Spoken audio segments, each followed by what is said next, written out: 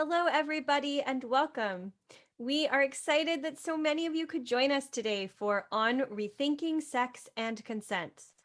My name is Alex Elliott. I'm the Senior Manager of Events and Engagement for the Public Programs Department of California Institute of Integral Studies, a nonprofit university in San Francisco.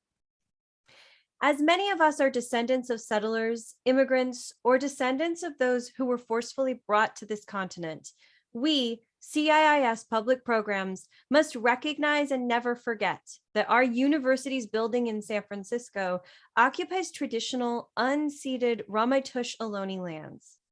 If you're interested in learning more about Native lands, languages, and territories, we encourage you to visit native-land.ca. Now let me first introduce our presenters, Christine Emba and Michelle Marzullo, and then we'll get right to their conversation. Michelle Marzullo is a practicing anthropologist specializing in critical sexuality studies. She is chair and professor of the Human Sexuality Department here at the California Institute of Integral Studies, leading only the second such fully accredited human sexuality PhD program in the US. Her work spans academic as well as practical application, having engaged a wide range of research and consultancy engagements in arenas such as LGBTQ access to higher education, artificial intelligence and sexual and reproductive health, workplace diversity and inclusion, and sexuality, marriage, and economics in the US. Christine Emba is the author of Rethinking Sex, A Provocation, and a columnist for the Washington Post, writing about ideas and society. Prior, she was the Hilton Kramer Fellow in Criticism at the New Criterion and a deputy editor at the Economist Intelligence Unit, focusing on technology and innovation. And now it's my pleasure to turn it over to Michelle and Christine.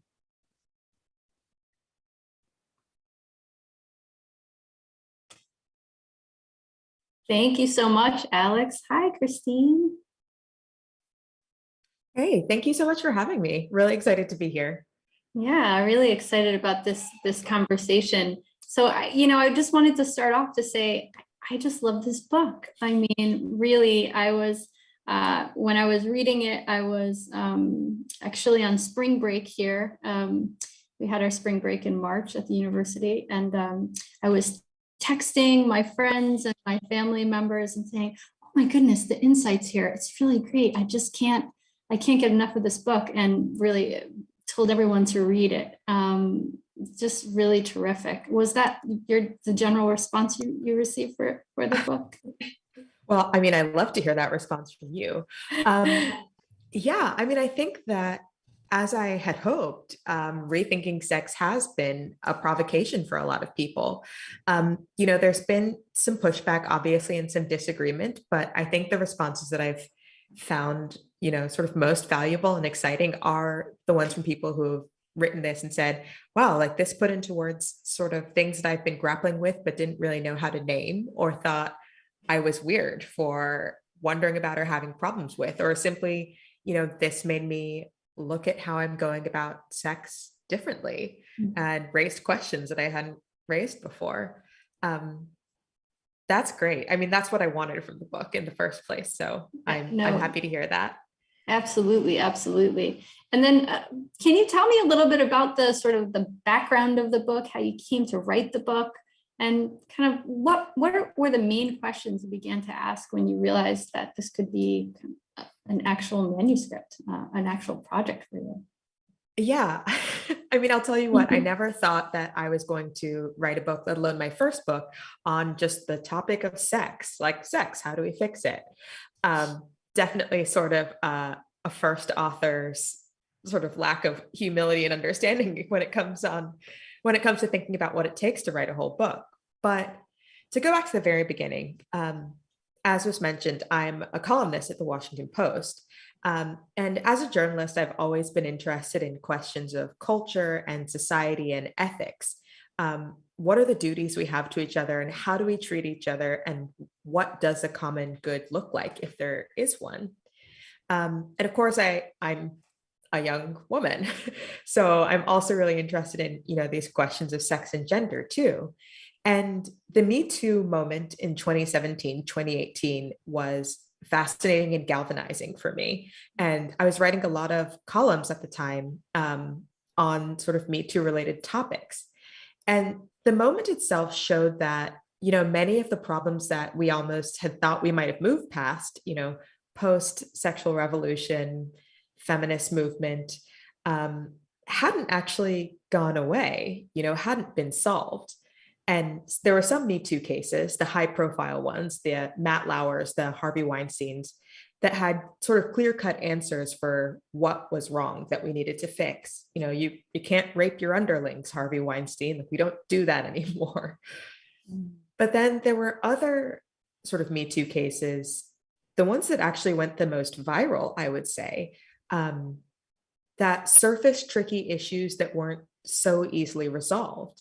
So you had stories like the sort of Aziz Ansari babe.net debacle, and the short story Cat Person from the New Yorker, which I think is still the New Yorker's most read piece of short fiction ever. Wow. And both of these stories, one fictional, one reported, are basically about young women who go on dates with guys and feel like they're being pressured into having sex that they don't want.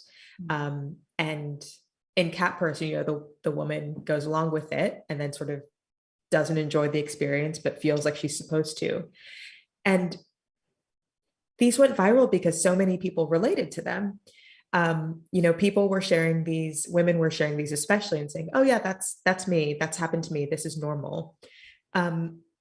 And it wasn't clear what you could put a finger on as kind of wrong, because ostensibly the sex was consensual, etc. And yet it clearly was, it was causing people a lot of pain and sadness. And yet this was sort of the norm. And so I wanted to dig more deeply into sort of these unresolved gray areas almost, and take stock of where we were post Me Too, figuring out what seemed to be ailing our sexual culture that was visible not just in the sharing of these stories, but in sort of people's lived experience. What assumptions were we making about sex or holding about what our culture looked like that weren't actually serving us? Where did we think the sexual revolution should have taken us? And where did we end up? And what do we make of sort of the delta between the two? And then when it came to consent, if there are so many situations where consent is not solving the problem, that probably means that consent is not enough. So what ethic do we need? Where should we go from here? And, these ended up being pretty big questions, not ones that you could just sort of sort out in an 800-word column. And so it led to kind of some longer essay writing and eventually turned into Rethinking Sex, the book. Terrific. I mean, this book really, to me, the reason that I got so excited about it, and when we initially talked about doing this podcast together, I just said, do you have a background in sexuality studies? And I was so sort of struck that you didn't, because you really you capture the zeitgeist, right? You capture what is going on in terms of sexuality. I talk about this every day with my doctoral students and candidates who are pursuing their various studies, that something is going on, and it really is. It's very hard to put your finger on it, but you did capture this, sex and relationships. And I wonder if, to give those who haven't had the pleasure of reading your book, if you might read a short selection from it for us today. Sure, absolutely. We talked about the section, so I'll read that. But also I'll point out that just in the writing of the book, I started writing columns on the Me Too topic more broadly, but a lot of what went into the book was just conversations with people, sort of the one-on-one interviews where I just would talk to people about their sex lives and like what they felt about the culture and how they conceived of sex. And even just doing that sort of helped me shape the book and shaped my understanding of what other people were feeling. But I'll read a few paragraphs. Sure. That would be great. Thanks. What I heard again and again was contradiction. Having sex was a marker of adulthood and a way to define yourself. But also, the act itself didn't really matter. Good sex was the consummate experience, but a relationship with your partner was not to be expected. It was nearly impossible not to indulge your desires, and extended celibacy was a state near unto death. Yet I could and did say no to sex and was clearly still alive. I didn't end up waiting until marriage to have sex. I held on to my abstinence for a while and then let it go after emerging from a relationship and wrestling with my own faith. I stayed Catholic, but sex went from something longed for and maybe slightly feared to something far more down to earth. Still, from my unusual vantage point, outside the post-virginal circle than inside, the narratives around sex seem deeply confused. Maybe these stories sound familiar to you. Thinking that we should be having sex even when we don't really desire it, because that's the impression society gives us, and thus seeing ourselves as incomplete, abnormal, or fallen behind if we aren't doing it, even when we're nothing of the sort. Having sex we don't really want for reasons that we don't fully agree with far more often than we would like, but also thinking that that's just how it goes and that it would be unreasonable to ask for more. Feeling jaded and discouraged by the romantic landscape, its lack of trust, emotion, and commitment, but also feeling as though other options aren't reachable or even realistic. Experiencing too much of the kind of sex that saps the spirit and makes us feel less human, not more. Sex that leaves us detached, disillusioned, or just dissatisfied. Knowing that something in our sex and dating culture is somehow off and wishing things were different, even if we don't exactly know why we feel this way or how to make the shift to something better. Hopes are high, outcomes trend low. Social expectations seem at odds with our true desires. And for something meant to bring pleasure, sex is causing a lot of pain. It feels as though we have accepted many of these disappointments as normal. Unfortunate, but not criminal. The cost of doing business, even after Me Too. Yet things don't have to be criminal to be profoundly bad. And the fact that so many of the women around me relate so deeply to stories of harrowing dates and lackluster encounters shows that a lot of us are having a lot of bad sex. Unwanted, depressing, even traumatic. If this is ordinary, something is deeply wrong. The goal of this book is to reassure you that you're not crazy. That thing you sense wrong, that thing that you sense is wrong, that there is something unmistakably off in the way we've been going about sex and dating. Rather than suggesting marginal improvements to these problems, I'd like to ask you to rethink the assumptions beneath our approach to sex, the ones that got us here and the ones that add to our dissatisfaction. For instance, sex is a purely physical act. The absence of rules will make me happier. My sex life is nobody's business. Women and men are basically the same. What happens after we've identified the faulty assumptions? That's a more complicated project. I can make some suggestions, and I will make a fairly radical one, but I can't give you rules that will mean we never have to talk about this again. There's no simple, cut and dried, one and done approach to getting rid of bad sex. But there is a positive vision to reach for, a sexual culture that is pleasurable, connective, and enriching instead of confusing, alarming, or immiserating.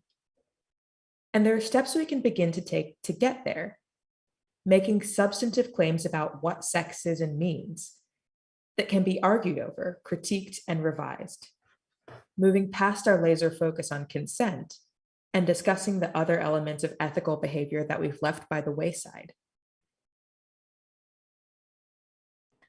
That's great. Thank you so much for that. You know, this is what I mean by this book is so incredibly insightful and really powerful and permission giving in a way.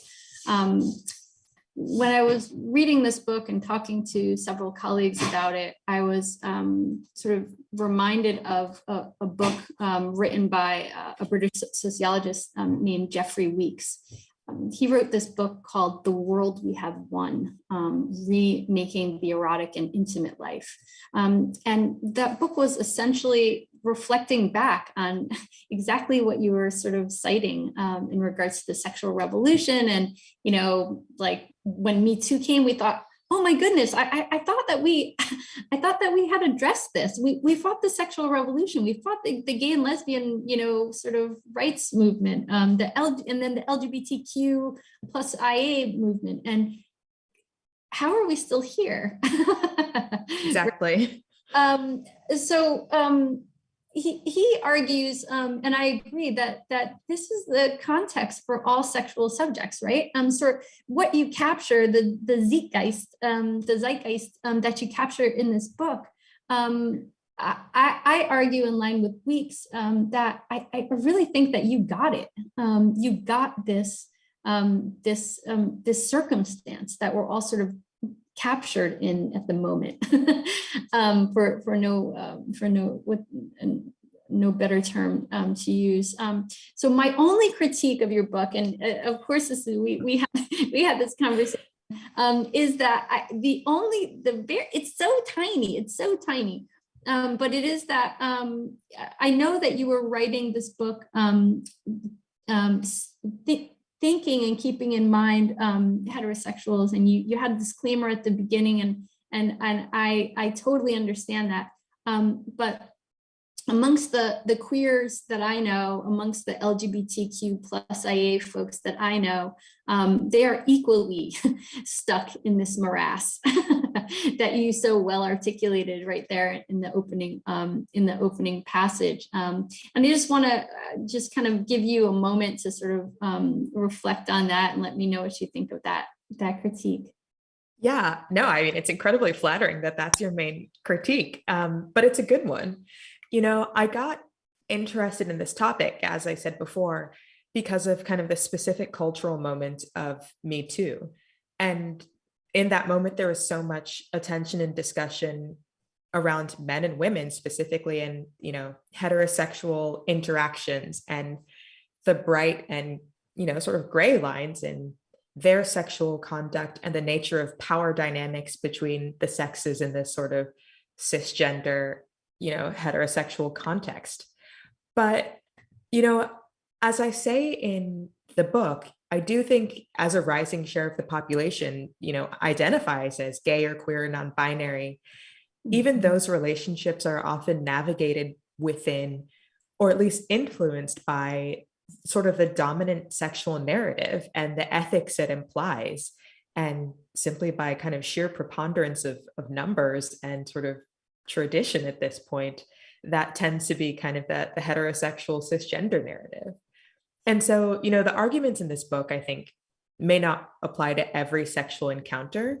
And, you know, there are voices that I wish I'd been able to have more of, to have included more of. But I think that there is something here for everyone, you know, especially when it comes to thinking about what sex means to us, not just like the physical act, but sort of almost the idea of the thing. And, you know, what an ethic for treating someone else well in a sexual encounter looks like, because, you know, no matter sort of what relationships you're in or what your encounters look like, there is another person there, and there should be standards for how to treat them well. And we should all be talking about them and considering them and reconsidering them together for sort of the world and the time that we now live in, where more people are included, where there are sort of more options and more, you know, a wider diversity of voices. Right. No, absolutely. Actually, as you were talking about sort of this idea of hegemonic sexuality and sort of, you know, just the fact that we're all sort of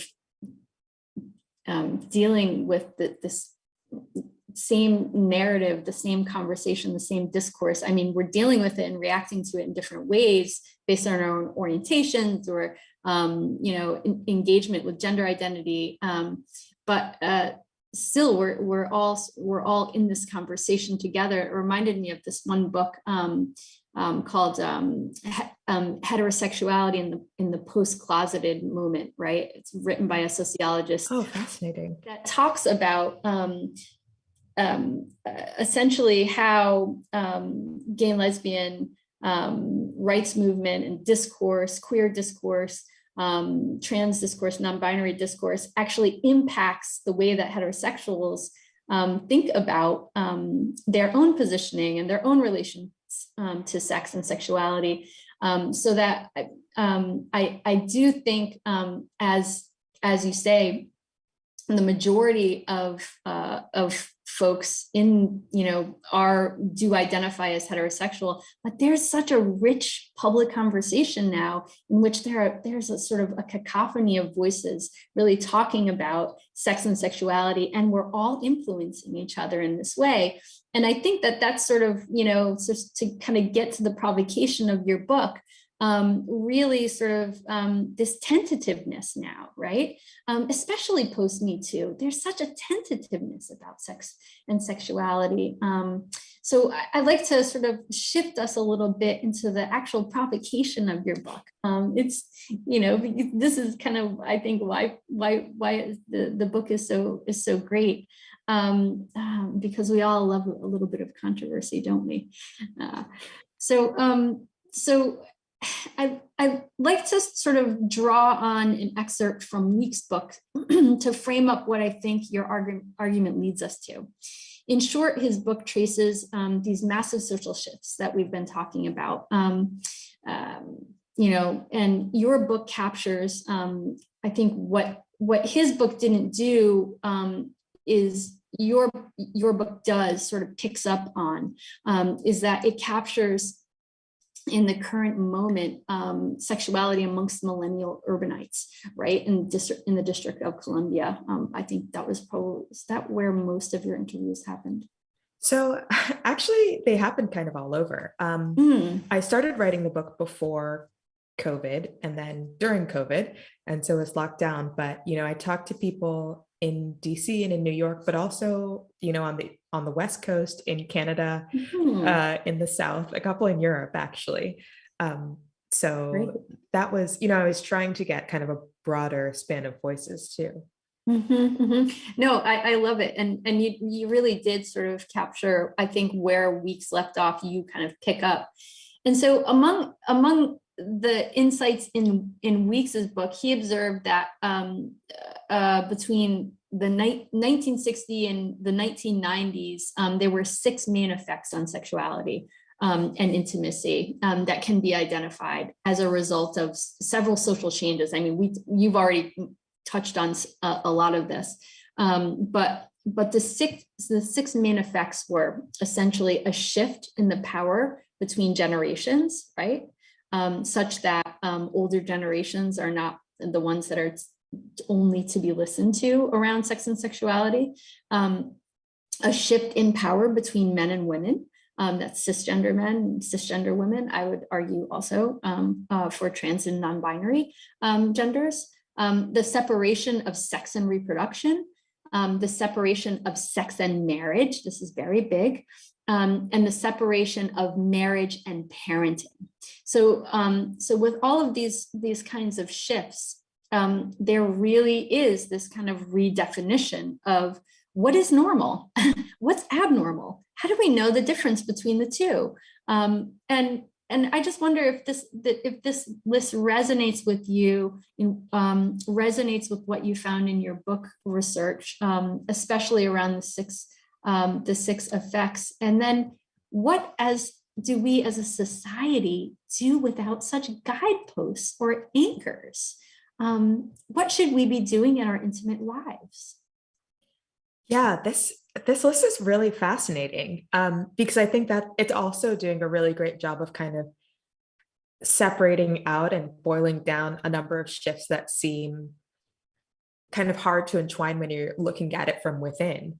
I think that Me Too in part was just about a shift in power between men and women and also in generations. The sexual revolution and our sort of post-sexual revolution behaviors, I guess, and expectations have so much to do with the separation of sex from reproduction, the fact that if you have sex, you may not have to get pregnant anymore. And then also that the ensuing shift between, or disconnect between, sex and having to be married to someone, or, you know, having to become a parent. But in the book, I think I focus the most on that last one, you know, the normality versus abnormality question.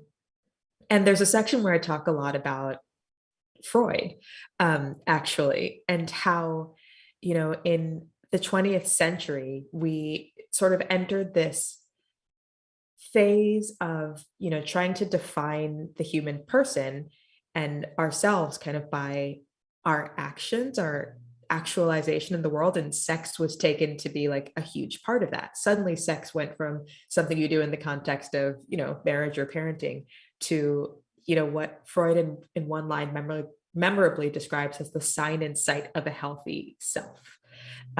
So sort of anything that's happening in your sort of adulthood or lived experience could be tied back to some sort of like sexual thing that happened in your childhood.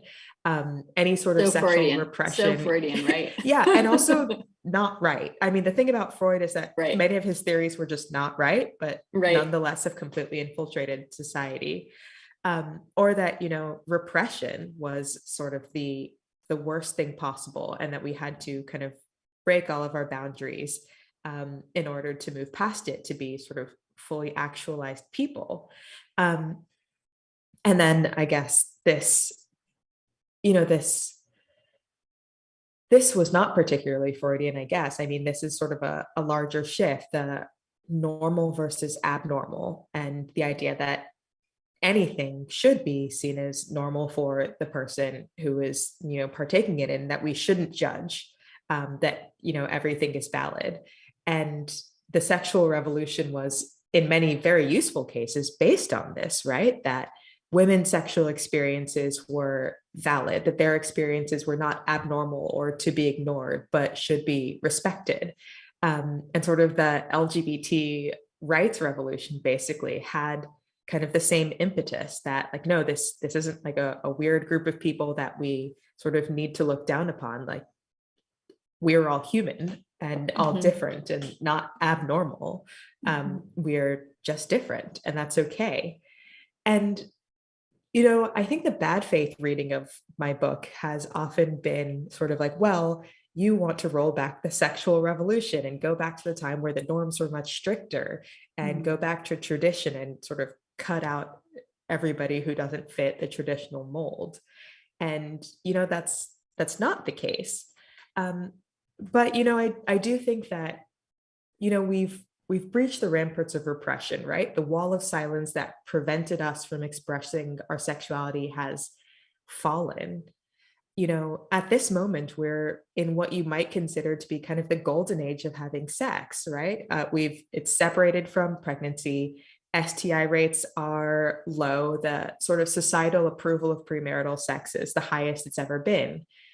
And, you know, we've only instituted this one floor: consent. You have to get consent before you have sex with someone. And once you do, everything else is kind of fair game. It's behind the curtain. That's between you and your partner. But, you know, getting rid of the old rules and replacing them with just consent was supposed to make us happy. But instead, many people today feel really lost. And it kind of makes a case, I think, for boundaries and norms in a way, because, you know, boundaries are necessary. They're important, as any therapist would tell you, because they help us define for ourselves and also externally the scope of what isn't wanted or acceptable and what is. And in doing so, lay out a space for everything else that might be. And, you know, I wonder in the book, and wonder personally, that in sort of the flattening of our expectations, everything is normal, everything is fine, no judgment allowed. We've kind of lost those boundaries, and we're liberated, but a little bit confused and miserable about it. Because now, you know, we are remaking the rules constantly. but there's no sort of, or there's less rather, I guess, agreement on what the rules really look like. And we have to hold them ourselves and enforce them ourselves individually, which can be confusing and hard because there's no social recourse. And there's no way to say, past consent, like you may have gotten consent, but nobody wants to be a West Elm Caleb, as it were. So like, that's kind of a gray area, what you do past that. Even if you have the rule of consent, like what kind of consent should you get? And even if you get it, are things going to go wrong? Maybe you give consent, but for what reasons? I think there's a lot more gray, and that makes it hard for people to navigate this current sexual moment. Absolutely, absolutely. And going back to your point about tradition, I agree with you that that I do not see your book advocating for an idea that we should all go back to traditionalism in whatever form that is, because there are many forms of traditionalism. But instead, I think that the reason that I found your book so refreshing is that it really asks us to start this conversation about, that's the provocation, right? Are we brave enough to start a conversation about morals and ethics in sex and sexuality without devolving into those staid and tried and true tropes of around sexuality that, say, religion give us, or that, say, former generations give us? How is it that we move bravely into conversations that say, you know what, there is a boundary here. How do we define that boundary? How do we think about that boundary in ways that are productive, in ways that move towards sexual freedom, a sexual positivity that's not toxic positivity, that really that holds us as individuals, but understands us as connected, always connected. These are really, they're very, very difficult. They're broad questions, and I think you're right that the only way that sort of these questions are answered is not with the blunt tool of consent laws, right? All laws are just big blunt clubs, right? There's no nuance at all in laws. It's also why I was so refreshed when, you were sort of saying in your book how, we can't turn to government for this. The government's not going to save us from this conversation right now. This is really a conversation at the societal and the intercommunity level that we really need to start. I wonder, you really did kind of touch on all of this in your book, and I wonder if you could read that last section that we agreed on, which is, kind of the heading is, "What could sex be, and who could we be?" Which is, I think, just such a great way to put it. Yeah, I'd love to. I mean, first though, I want to respond to kind of what you were saying there. I mean, so I'll tell a story that's in the book that I think I found fascinating and kind of alarming, and included because it seemed to represent so much of what was the problems that we were wrestling with. There's a woman I talked to at a party, actually. So, a thing about writing a book about sex, if people know that you write about sex or have that interest, they just tell you things, because I actually think that a lot of people feel that they don't have a space to ask real questions about sex. Christine, welcome to my world. Welcome to my world. I can never go to a party. I can never go to a party. It's always work. It makes for some kind of strange parties. I'm not sure that I will miss that completely, having finished the book. But I was at just a sort of random holiday party at a house party. And I'm talking to this woman who I've never met before. And she's telling me about this guy that she's dating. And she's like, he's really great. He has a great job. He's so handsome. He's really nice, et cetera, et cetera. All these, good things that you want to hear.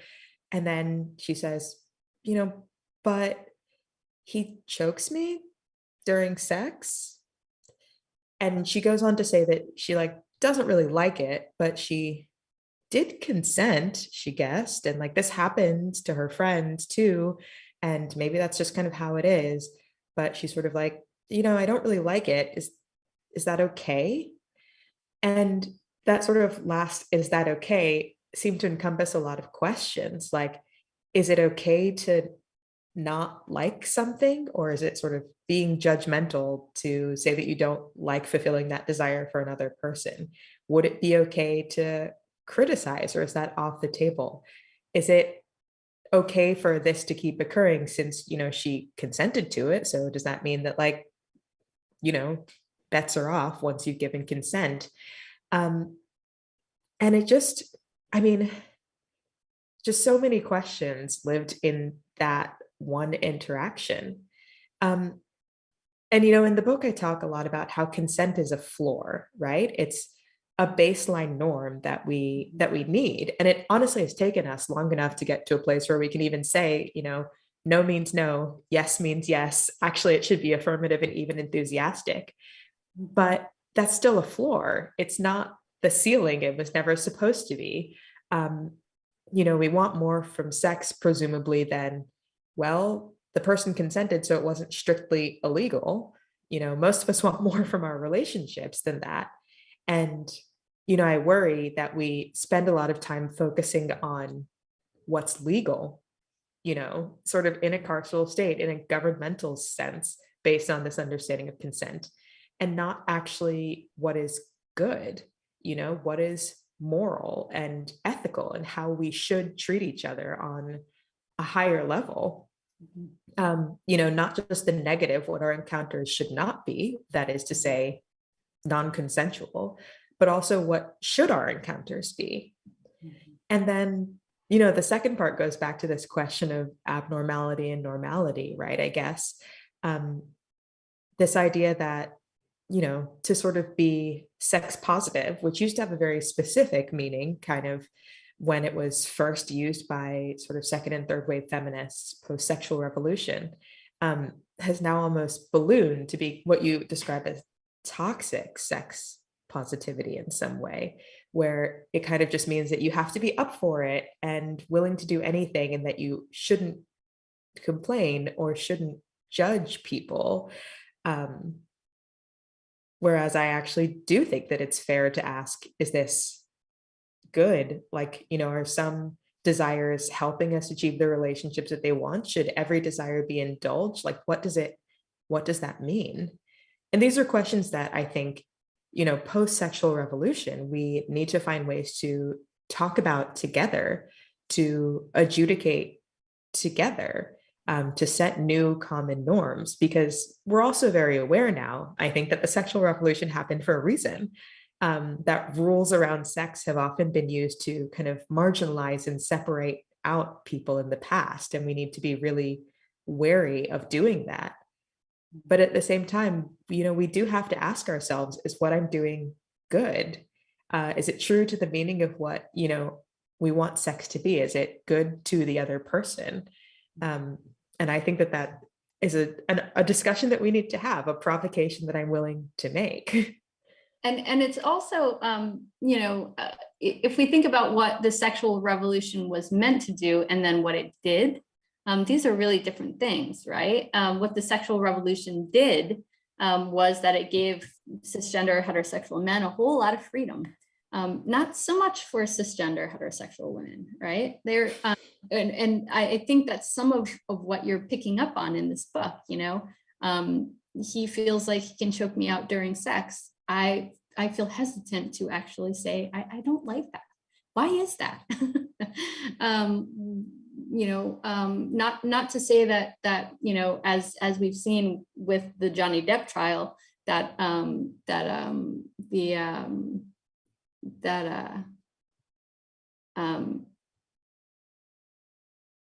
sorry, not to say with the Johnny Depp trial, we understand and we can actually see that there can be abuses on, from between women and men and women and, trans folks and non-binary folks against each other and others as well. So not to say that this is only, one-sided, but the one thing that we did learn from the sexual revolution is this idea that yes, indeed, morality and constraining sex and sexuality have their downsides, and yet the people who may benefit from this, we have to really keep an eye on to make sure that we all benefit, not just sort of the folks who happen to be in a sort of strong, powerful position, right? Yeah, no, that makes total sense. I'll jump back to the section of the book that we agreed on and read that. That really sounds quickly, great. I think. No, I think you set that up well.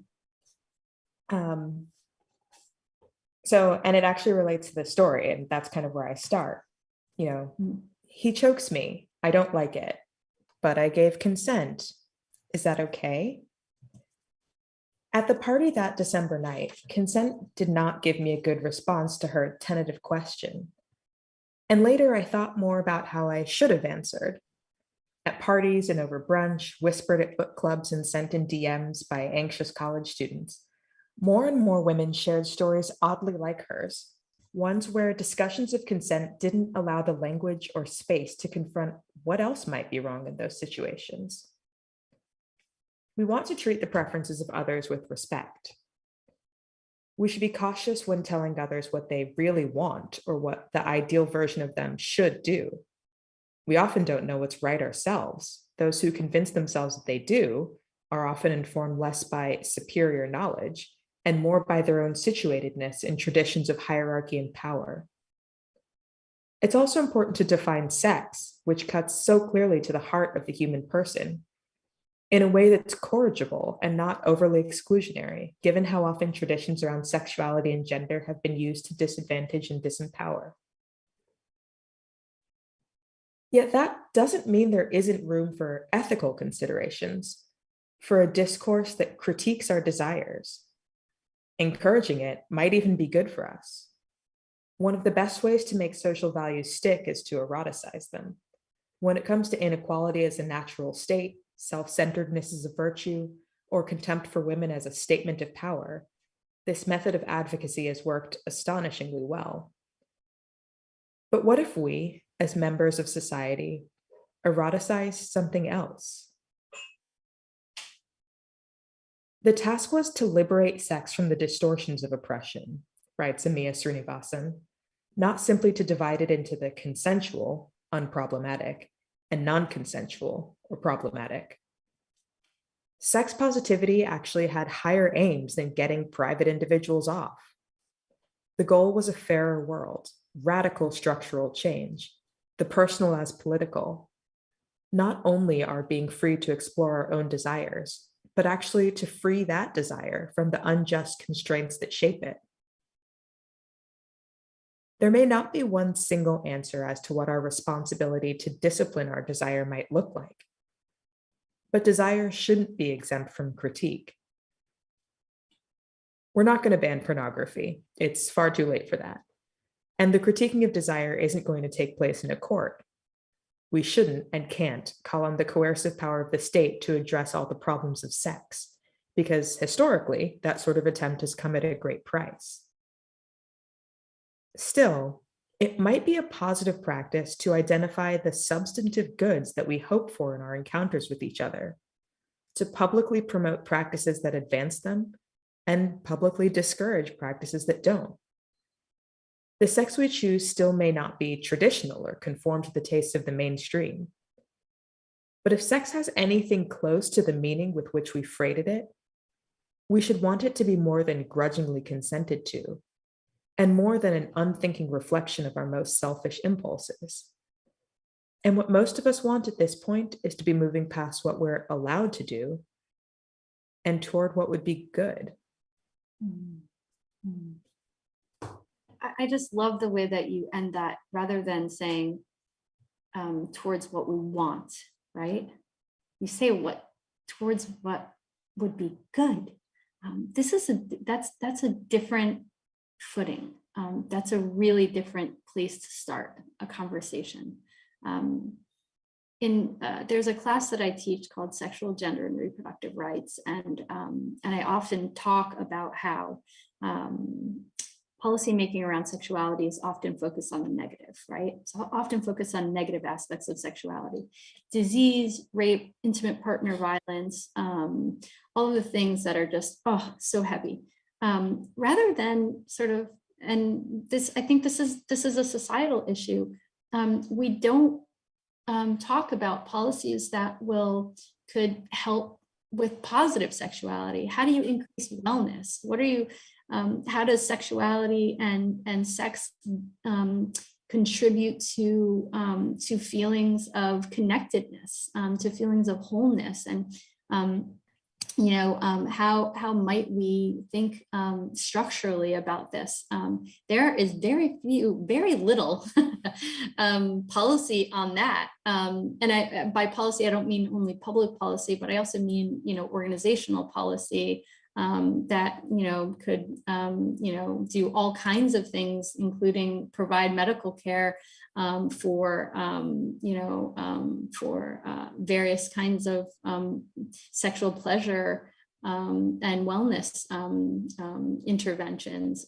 So I just think that as a society, we don't have the language. We just don't know what to do with this.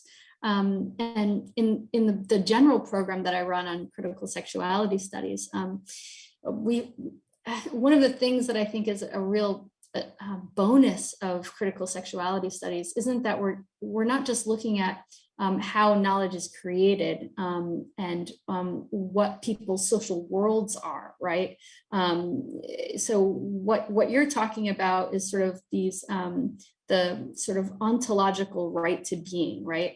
I desire this, I should be allowed to sort of desire, I should be allowed to do it, right? What are the different worlds we occupy in terms of sex and sexuality?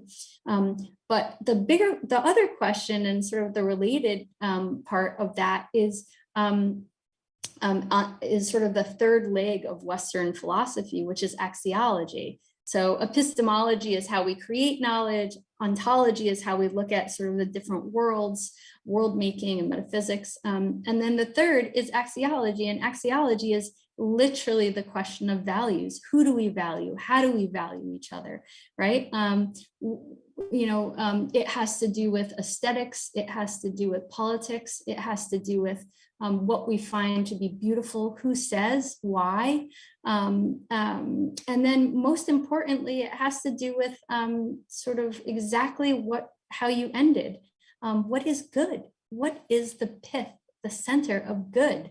And in terms of your book, what you hit on, I think, and the reason that I think it is just so incredibly insightful, is that, of course, in sexuality studies, folks ask me all the time, why is it that sex, sexuality, and gender are continually attacked, right? We see Roe v. Wade is on the precipice of falling. Why are these things attacked all of the time? And my answer is, well, sex and sexuality are actually the linchpin. They're the center.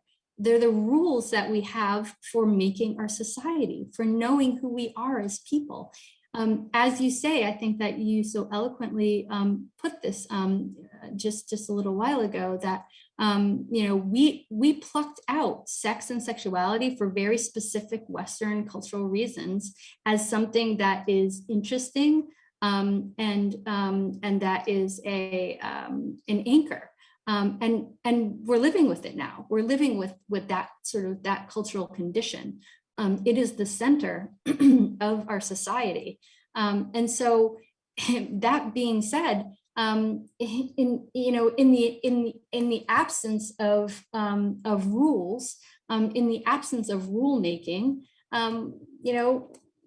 the problem is navigating the social world. So to me, your book raises two really interesting questions to grapple with in sort of, if we put it in Weeks's terms, in the world we have won, right?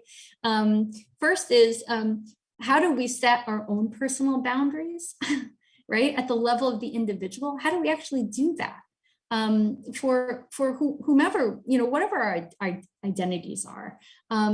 Consent is one way, but it's not the only way. What's a really nuanced way to do this? And then for the second, I think, as I just turned, 51 years old, and I'm sort of in the middle of my life.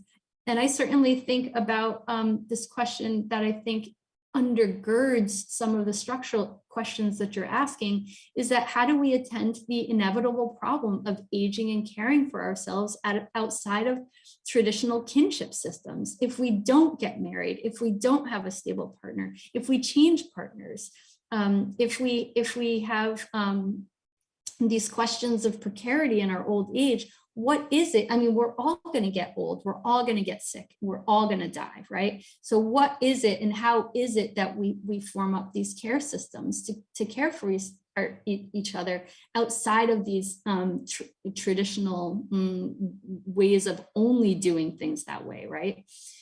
So I think those are the big questions that I was left with after your book, and I just wonder if you might have any sort of reflections on where we go as a society. I know that's how you sort of left this a provocation. You left us with a lot of questions, and where did you go towards the end of this with that? Yeah, I mean, those are huge questions, and they're ones that I think about all the time. And I think your point that, we've pulled out and centered sex in a specific way is a really valid one. There is a review of my book in the Times by Michelle Goldberg, and she was a little bit confused by sort of where I stood, because she was like, it's a little bit heterodox. She quotes Andrew Dworkin, but also Roger Scruton. But actually, Roger Scruton, the philosopher, has, a great quote that I use in the book, where he says sex, is the bond that builds society and also the force that explodes it, because it really is kind of how society reproduces itself and replicates itself. And there is a reason why we're so concerned with what it looks like. But, how do we go about creating, our personal boundaries, our own standards, but also kind of a societal level understanding of where we go from here? I think, the first thing is to start with honesty. And, that's in some ways what I'm trying to do with Rethinking Sex, provoke people to look at sex honestly, not sort of just through the lenses that they've been given by culture or various assumptions. But, what does sex mean to us, and how significant is it really? What kind of relationships do we actually want, and what are we looking for? Your second question was sort of about how we care for each other as our society changes. And one of the things that I found so fascinating in just talking to people about sex, and one of the false assumptions that I think has become a really big problem, is the idea that we should treat sex as though it's just an activity that doesn't mean anything, and that we shouldn't have feelings, that it's weird to have feelings about things, that the best way to approach sex is from a mode of total liberation, where we don't care about each other and don't get attached. But when people are honest about what they're looking for in their sexual encounters, it is relationship, it is care. And I think if we are honest with ourselves about then sort of our approach to what we should be doing, and how to think of ethical sex and an ethical sexual culture, really changes. And so to that end also, we have to be really clear-eyed about interrogating the assumptions that inform our approach to sex. And, these are, wider cultural assumptions that aren't just about the act of sex itself, but how we conceive of how we move through the world. So how highly we value the idea of privacy, or how we define freedom as liberation versus, interdependence, or how much weight we place on fulfilling every desire. Should fulfilling my desire take precedence over respecting someone else? We talk about desire so often, and especially sexual desire, as if it's, something that we have to satisfy as immediately as possible. Otherwise, we're not being true to ourselves. But in some cases, it's possible that we're actually overselling sex and sexual desires and underselling our own free will, in which case, maybe we should think about that. And then also, you have to just be willing to make, as in that section I read, substantive claims about what good really means, what our end goals are, for ourselves and for our broader culture, and talk about what moral and ethical behavior looks like, and actually make those our standard, and be willing to, not just make those kind of a personal standard, but expect them, from our partners and peers, and try to make that the norm. So for instance, in the book, in trying to move past sort of that floor level standard of consent, I suggest the idea, instead of willing the good of the other, which, it means, well, willing the other person's good in an encounter as much as you would will your own. It's sort of a radical non-selfishness, a radical empathy. But it also implies a number of other things, right? That you actually have an understanding of what the good is that you're trying to achieve in an encounter, that you are actually, trying to meet your partner and figure out what the good is for them, and an understanding that you will probably fail. You're likely to fail. If you think failure is totally imminent, maybe this is not the time for that sexual encounter. But even if you are not going to do it perfectly every time, the fact that you're trying to reach a higher ethical ideal, a positive vision rather than just the negative vision, is several steps further from where we've gotten. I think your idea of just having a positive vision is so important. Not just saying, as I kind of found, when I started writing this book, okay, yeah, this situation is bad. It's bad out there. We don't like it. Okay, that's good to know. Where do you go from here? Like, how do you take steps forward? By taking a stand, by making assumptions that can then be critiqued and interrogated themselves to sort of get the wheel moving. I think those are the next steps, that radical honesty and willing to critique. Absolutely. I couldn't agree more. Well, thank you so much. This was just such a great discussion with you. And I think that we have some time for Q&A now. If folks are have questions, I hear that they're listing these up on a Q&A board for us. Just thank you for this. This was just such a thought-provoking conversation, and I'll definitely think about it for a long time after this discussion.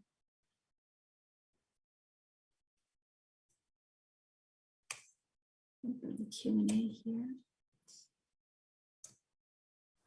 All right.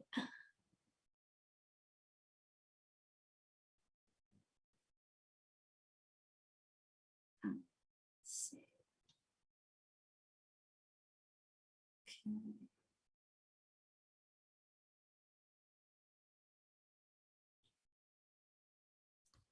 Do you want to pick the first question? Yeah, sure.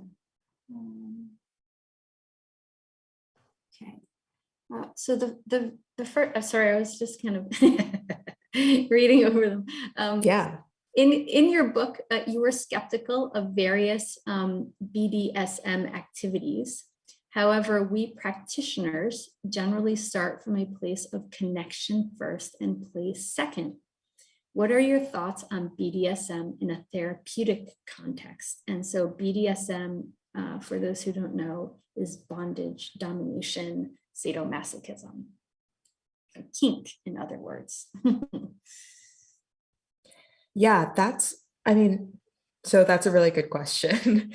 And I would say that, first of all, the point of Rethinking Sex as a provocation was, to make us pause and ask questions, basically, rather than unquestioningly assuming that consent makes something not just okay, but, good. And I think when it comes to BDSM as, practiced in the context that I think you're talking about, it might well be okay in the context of, a relationship that really is built on connection, where the partners or the participants are fully informed and have actually consented in a real way, have talked about, the pressures that they feel and what they want to do, where there is sort of a floor level of that care and the willing the good of the other that then takes the shape of various practices. But I also, want us to ask questions about the macro too. So, not just about the two individuals who are engaged in a particular act, but, what it says about our society for various preferences to become more normalized, and thus harder for, some people to say that they don't want to participate in if they're not in the right context. Does that make sense? Right, right. We do have this conversation amongst our students who are very interested in interrogating this question of BDSM and consent. And consent culture has come to be central to that community. But there absolutely are people who are practicing BDSM who don't use that, right? And so in the community, I think they're sort of considered, kind of persona non grata in general. But there is that tension there. And so to me, that makes total sense how you're sort of parsing this and thinking, okay, we really do need to center exactly, I think, what this person is alluding to, this connection and care for each other. And also, to go back to what you said previously, we really need to think about, okay, I'm consenting. But does that mean that I'm down for everything that's going to happen in this scene or in this moment with this group or this individual, right? And then where is my line, and how is it that I navigate that? A friend of mine, we were just talking, of course, about your book and about some of the pressures in the queer community, not the BDSM community, but the queer community, for doing sex in a very particular way, right? Because there are pressures, if you are queer, to have a certain kind of sex or to live a certain kind of life even, right?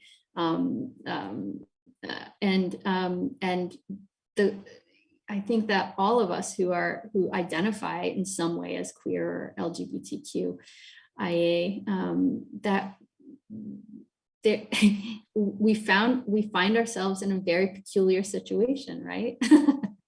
that there is a sort of strange expectation now that there is a good way to be queer. And that is just, to me, it's a very fraught and difficult conversation, but it's the same conversation that you're sort of provoking us to have. What is good? Who says? Why? When? Where? And under what circumstances? Right. Yeah. I mean, this is the big question.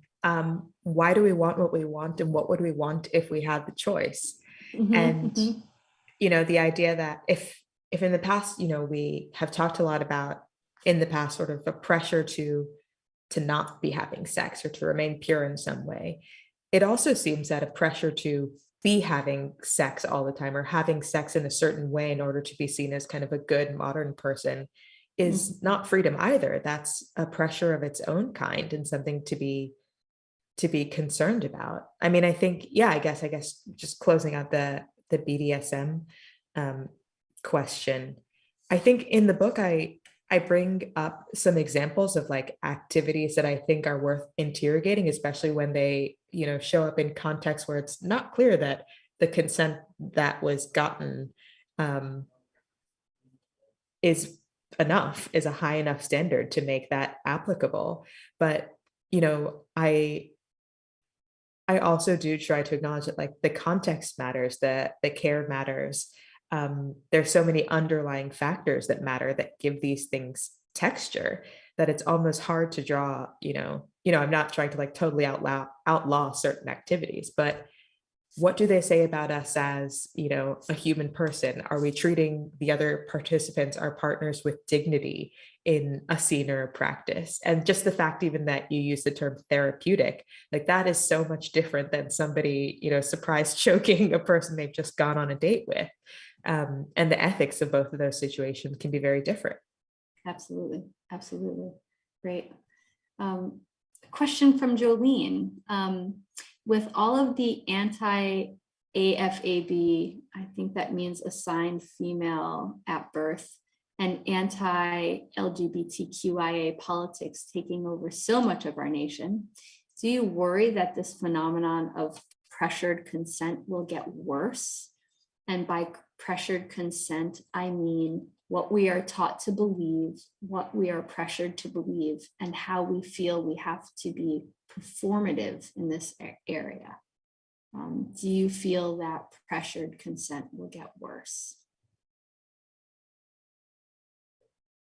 I mean, I feel like that kind of ties back into what we were just talking about, right? Mm-hmm. About how if in the past there were pressures in one direction, there in some ways feel like there might be pressures in a new and different direction. And in the book, I talk about how that's kind of manifested in sort of the third wave or post-feminist kind of girl boss sex positivity, where the pressure is on women, especially to sort of just have sex like men and to sort of perform up to sort of this intense toxic sex positivity, uncritical sex positivity, I call it in the book, standard in order to be seen as or feel like they're fulfilling their, feminist or liberal bona fides.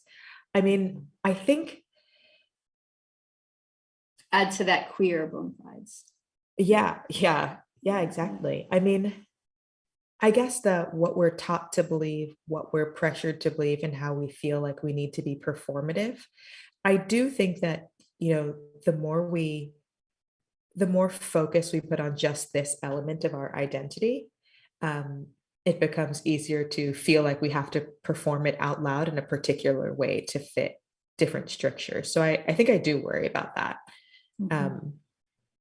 Again, I think honesty about what we actually really want and desire and what the good would actually look like, even if it differs from sort of what we feel like we need to perform, can help us there. Yeah.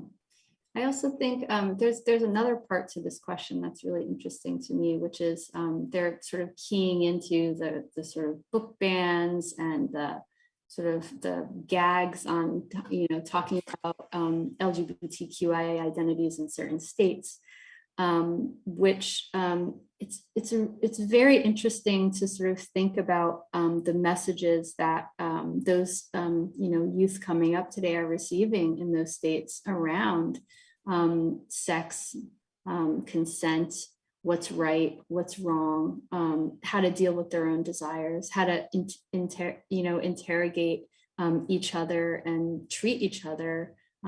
It's a pressure to backslide us, but there is, I think that there can be and probably most likely will be a counter to that, which may press us into exactly the sort of the place that you're trying to move us out of, right?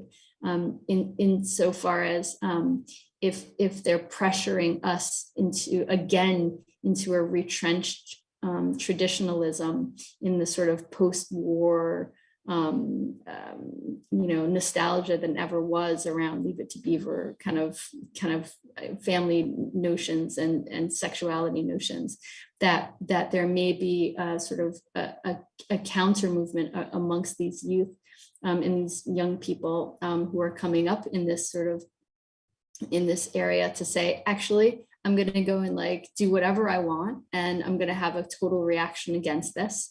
And it's it's precarious, it's interesting. In some ways, it's very frightening what's happening across the country around this traditional retrenchment on sexual identity and sexual and gender identity in particular.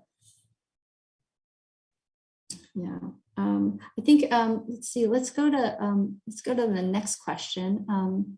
One of the this is Chris B. One of the challenges of the consent model is that it structures a sexual encounter as primarily the rights of the two primary parties. Can you speak to what you have learned or your perspectives of ethically navigating sexual boundaries and experiences in the context of interested parties, for whom the context of rights doesn't capture their interest, ethically valid or not? I'm thinking of everything from jealous lovers or ex-lovers, roommates, established partners with different sexual boundaries, etc. Yeah, that's a great question. And I mean, I think that's, you identify and pull out kind of one of my biggest critiques of the consent model, that it is a contract arrangement in a way. It's sort of a legal setup where, you know, it does structure an encounter as two parties, you know, trying to get something from each other. And it almost sets them up in a kind of antagonistic way. And it's not necessarily mutual, you know, it's just about two parties and their separate rights. And it's not broad enough to sort of encompass all of the other things that go into making an encounter, just into making an encounter, period. You know, all of the other things that are involved apart from the consent, whether it's our emotions, whether it's, as you point out, sort of jealous sex lovers or other things that we kind of bring to the encounter, whether it's our roommates who are not involved in our consent agreements, presumably, but are still affected, you know, by what happens. And that's one of the reasons why I push back on that model, right? Because, you know, it's not just a rights exchange. It's not just a private contracting between two parties.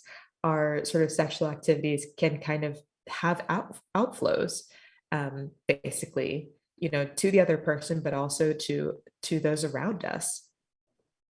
I think that, you know, again, I go back to thinking about an ethic of care and, you know, the importance of respecting human dignity, not just of the two people who are engaging in a single encounter, although especially them, but also those around us. I think if you are trying to come to an encounter, you know, not just looking for consent, but also like, what does this mean for the other person? What does this mean for other people who it might affect? Am I caring for them? Am I willing their good? Am I trying to take them into account in a helpful way? Just even sort of thinking about that, like having that in mind can make our encounters much better. But yeah, we have to ask about more.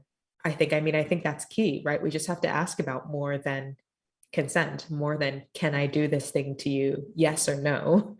Can you get this thing from me? Yes or no.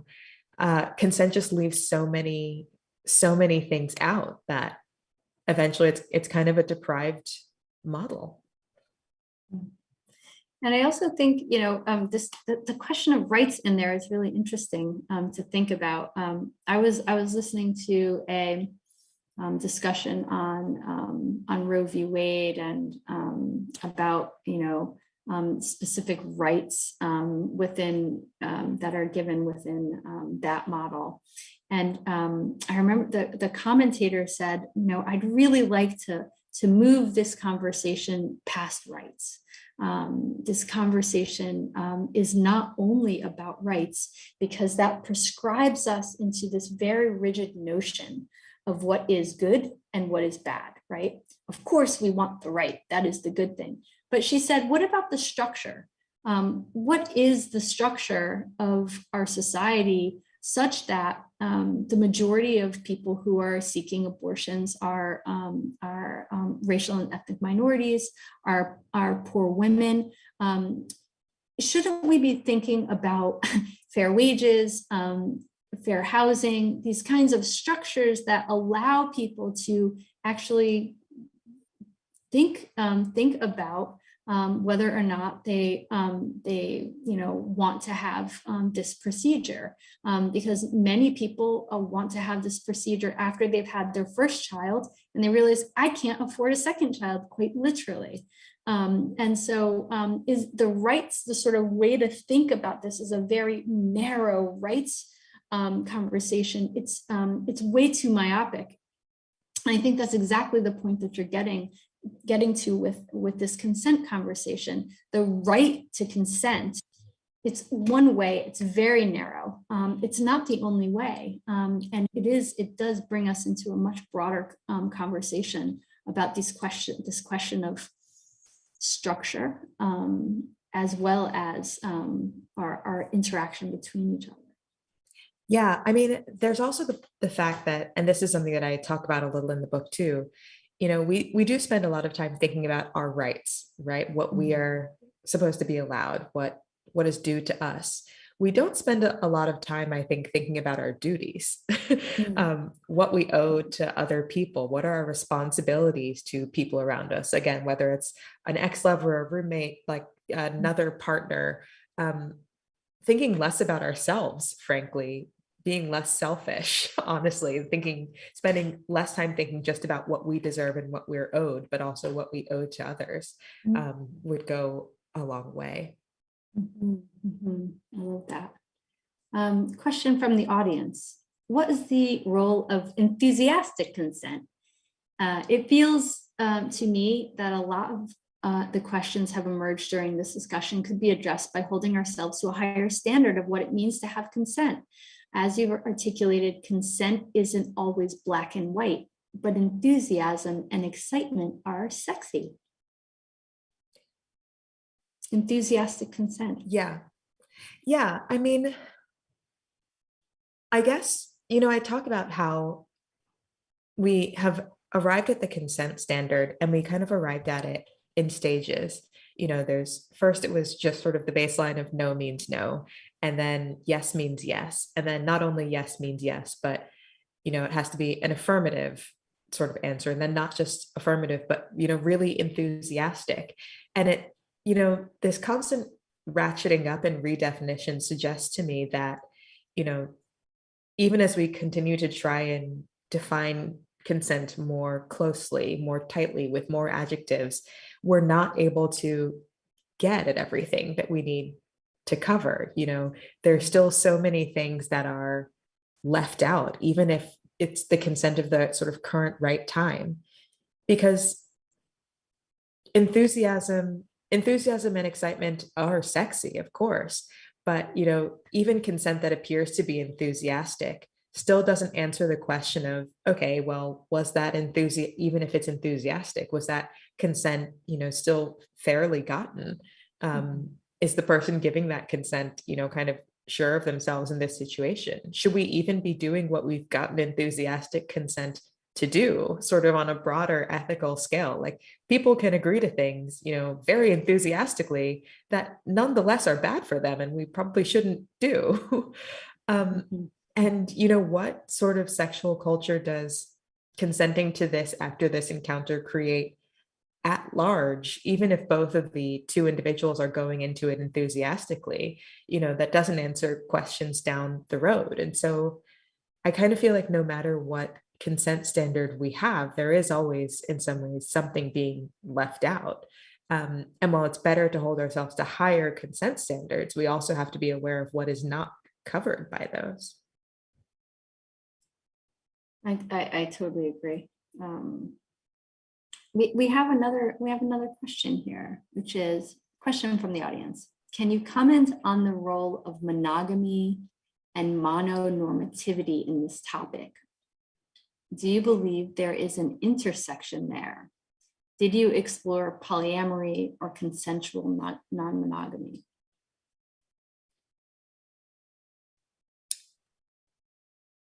I mean, I think I can comment on it in sort of, as we were saying at the beginning, just that, even for people who are existing and having sex outside of kind of the traditional norms, of sex, of the sort of hegemonic, sort of cisgender, monogamous, um, heterosexual pairings, I think they're still affected by the norms and ethics that sort of stem from those dynamics and those power dynamics. I didn't spend a lot of time in the book exploring polyamory and consensual non-monogamy, except again, I think to ask, the questions about, when we say that we're consenting to these things or asking about these arrangements or asking another person to be part of them, is consent enough? Are we covering everything that we need to cover? Are we being good to the other person in those encounters, whatever they look like? Yeah, one of the, thank you for that.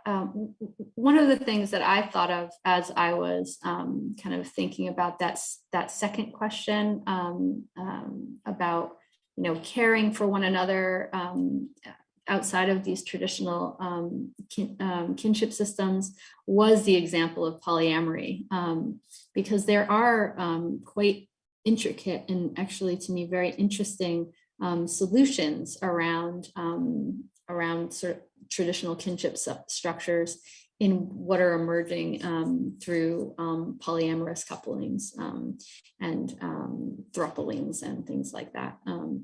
And so I do think that there are really interesting, to me, solutions that are being worked out in the polyamory community on this. And then there's also, to me, there is, I have one student who wrote several papers on the concept of compersion. Have you heard of that?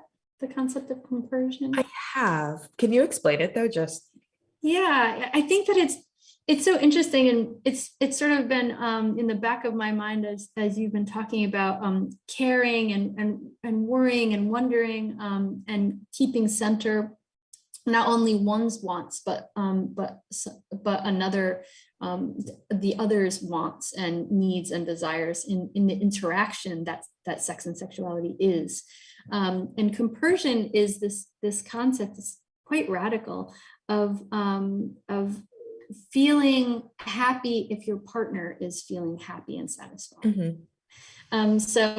This comes up in polyamorous relationships in which rather than being jealous, there's a compersion reaction, right? Instead, so I'm not going to feel jealous that my other partner is going out and having sex or having romance with someone else. Instead, I feel really happy that they're feeling good and they're getting their needs met, or they're just living their life, and so it's a central concept in polyamorous relationships, almost not an answer to jealousy, because that would be centering jealousy and giving it more power, but as an alternative way of thinking about relationships, which I think is really interesting.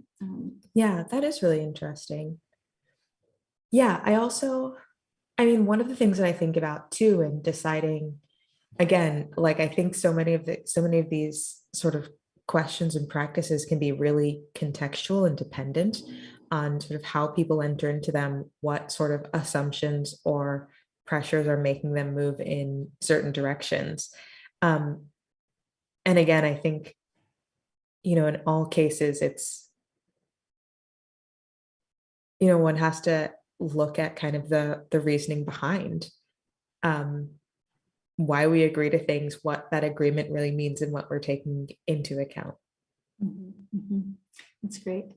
Let's see. I pulled up a question, Sure. just one that I noticed that I think is actually really important, from Miranda, Great. who wrote, "As a woman who tends to partner with men, how do we grapple with the reality that men are often resistant to having nuanced conversations about consent and often feel villainized by a gentle critique? How do I not give up on men?" And I laugh as I read that, only because there's kind of a whole chapter that begins with a conversation that I'm having with a woman who is sort of like, I am so tired of men. And I'm tired of having to do this. And, I guess I've gotten better for advocating for myself, but the fact that I have to like advocate so strongly just to be respected in a sexual encounter is ridiculous at this point. Like, what is going on here? And, I talk about one of the like an example of kind of the factors that I came across in talking to people about, a clue that something in our sexual culture was wrong was this idea of what the writer Asa Saracen describes as heteropessimism, um, which is, and I'm reading from an excerpt here, a mode of feeling usually expressed in the form of regret, embarrassment, and hopelessness about the straight experience. It's an anesthetic posture, one that young people and women especially use to avoid fully feeling a sense of sorrow for their lack of control and repeated disappointment. And she talks about sort of the flourishing, trait in the like ban men tweets and like all men are trash and sort of I wish I could not be into dating men because they're the worst. And how sort of statements like these are kind of a jokey coping mechanism, but actually speak to a real pain that I think a lot of women especially are experiencing in a sexual culture that really doesn't seem oriented to their good. I mean, I think there are a couple of things at play here. I think we, have to be aware of sort of historical power dynamics, and to go all the way back to the beginning of our conversation, Me Too has, if anything, has taught us that like we've come a distance, but we haven't come as far as we thought we might have. We have not actually achieved, equality and power between the sexes in some cases. Often, it does kind of feel like men hold more power in heterosexual relationships based on sort of biology and timing, or economic power, or even sort of just the cultural and residual power of the patriarchy. And just being honest about that, there's still a ways to go, and that those power dynamics are still in effect, is sometimes not heartening, but like, wise to keep in mind. I will say that one of the things that I found hopeful in researching for and writing this book was that I actually did talk to a lot of men, and a lot of men were also feeling put off by this culture. Like, also a lot of men are out there who kind of sense that something is off and want to do better, even if they're not sure of how to do so or where to go. And then there are also a number of men who, in some ways feel so villainized or so afraid of doing the wrong thing that they kind of leave the scene altogether, which is something that the psychologists I talked to especially talked about a lot. I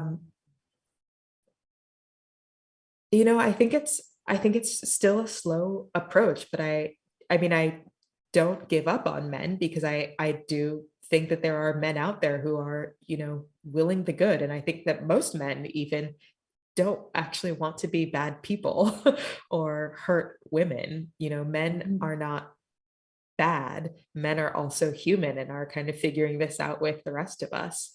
And I think, education would go a long way.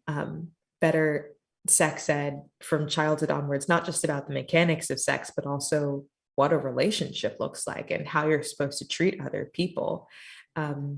Sort of more education and sort of what equality looks like. Feminism in sort of its most basic and, not totally, stretched out and overwrought sense. But I think they're trying. The radical idea that women should just be equal with men, right? Yeah, absolutely. I really like that idea about splitting off men from the patriarchy. I often make this comment in the classes that I teach, that that men are equally trapped in this web with us.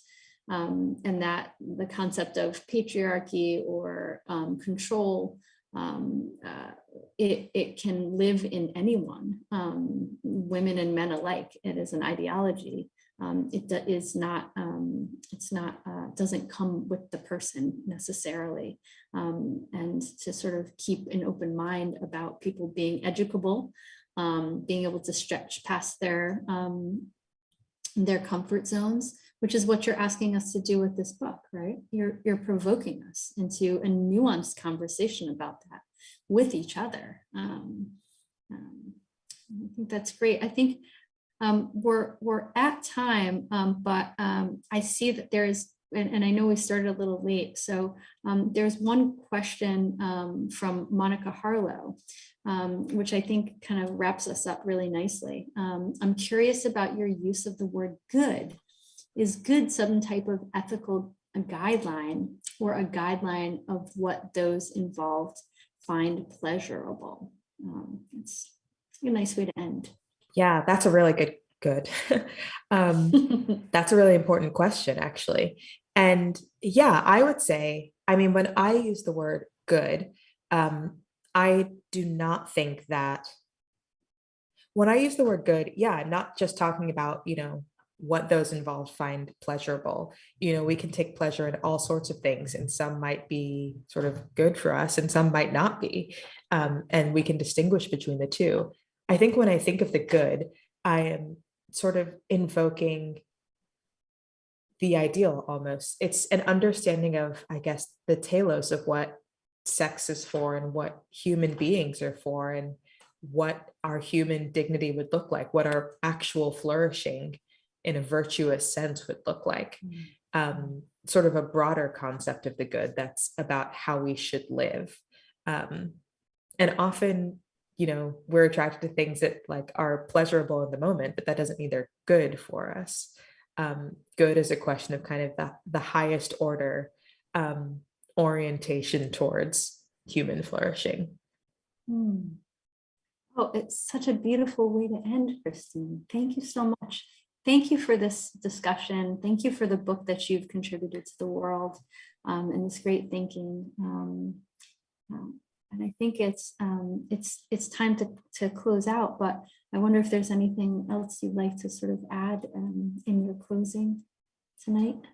Yeah, I mean, first of all, thank you and CIIS for having me and having this conversation. I found it really enlightening, and I find all of these conversations enlightening because the questions that people bring up and the questions that you brought up, Michelle, like push me to think about this even deeper. And, I guess I'll go back to the beginning. Rethinking Sex, the subtitle is a provocation. It's not a prescription. And in part, the provocation is for us all to continue having this conversation, because as we each put forward our ideas and sort of like discuss our substantive ideas about what sex means and what the good looks like and how we can be good to each other, that's how we begin to build a new culture. And so I'm just really excited that we're able to do that here tonight. So am I. Thank you so much, Christine. Now we're going to hear from Alex, who will close us out. Thank you. Thank you all for coming. Thank you so much for joining us today. We hope you'll join us for more of our upcoming talks and workshops. This conversation was recorded, so if you'd like to watch it again or share it with your community, it will be available here on our YouTube channel at this same link and later on our Facebook page. We are also going to feature this talk on our podcast, which you can find at CIISpod.com or by searching CIIS Public Programs on your favorite podcast app. Thank you again for joining us today and have a great night.